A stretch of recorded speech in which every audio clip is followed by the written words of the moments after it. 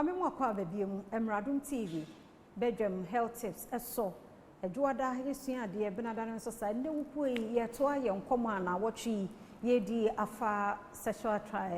dysfunction in men emema no ahoden eba fomo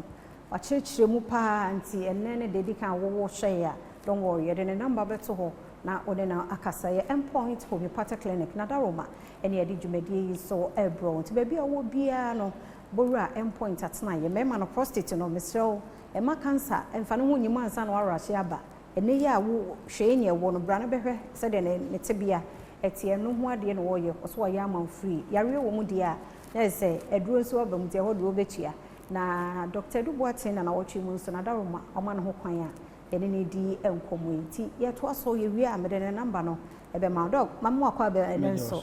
eno a wo kire ye courses no mi ade ene ye hwe signs and symptoms no yo meda se eno a ye courses no na ya de ba akwa na hia pa prostate prostate ne ma mema be bri especially omo they are enlarged ana se obi okra na de na ye cancers sa no a mpe bebri no na ma wo performance no so perform be ma so moja tatu be ma bi wa bun se pass obi wa wo bleed moja tu ni kese pa mpe bebri moja no ene boa wo ma be ma ne ye be ma tu moja no wo ya ne be ma wo ya anemic na moja so perform bebri no ano ene so sexually no itimi ena ade ba ko na hia no so me kapa so wo hwe bibi ti se masturbation masturbation aya ade a ene so ma bebri enya bibi afa se premature ejaculation nti obi wo a no atwetwetwe ne ho twetwetwe ne be ma no beduru no ebi no na afi akaho na wa ya addicted it was the nerves ni nyina weaken to no ba hia oba ne no kan no a obi wo kwa yeso ne mu no kra na no ayede na ene so asane ena infections mema wunya infections kuno wi syphilis na wa hye gugu be ma ho insofi be ma ne mu ba na wa ampe ho asama nka etimi kofa sa sexual dysfunction ne ba na mu ade be dia dance kese pa ma hu se wo ya nya sexual dysfunction ne o mema mu no eye se be ma bia de ka amache wo so na amache a e bia be 5 no be ma no bo se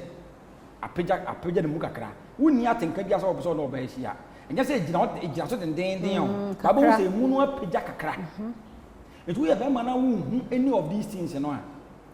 a cost to get one na ya metati say mu say ebo 5 ada 5 nko na o say mu some match that time be sorry okay it is sorry 3 or 4 that time e betimi am go ya metati 5 no that time na obo wi a dodo no a sorry enti no no e ya ade ba ko ho ade ba ko a betimi hunu no say obo hu say ka bi a first na utimi no ba hia ba mi no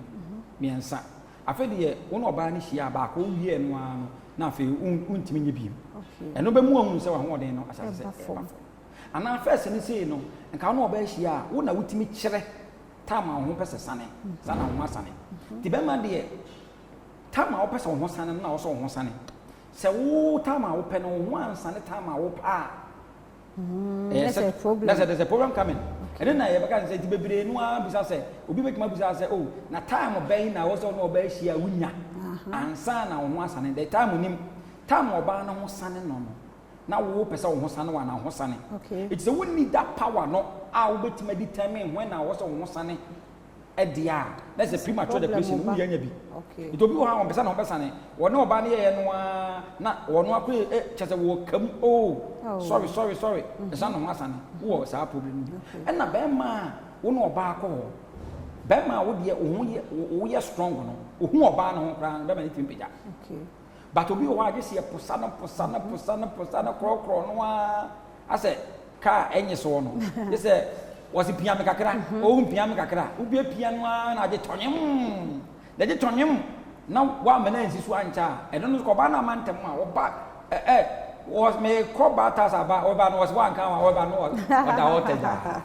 eti we mu nyina no ana obi wo kra no a otimi etimi gina so within a short time agona ye de no a wo ba no e pese agona o to aso no o na ba me won na agemu na so won na obi kra na ho kra mai enso na ne ho aide na awode ne kofa we mu nyina na ye science ya e betime dia da se ye hu se sa sexual dysfunction wo ye nya bi ya da se na nso ya da se panti o chenya mbo a ye beto aso ahwe ye be hwe age group ana se nuro ebi mu wɔ a wonya sign ni bi na no kɔ drugstore kɔ yɛ no say ya na ɛboa na sɛ mboa enti nyambo ɔtena nso adaroma kan yɛ ho ne nto aso endpoint homeopathic clinic na adaroma de ebrowo ne number 0244 867068 0244867068 yare bi e hawadwen frɛ Dr. Duboatin obɛboa ana nkɔmɔ a yɛdie ofrɛ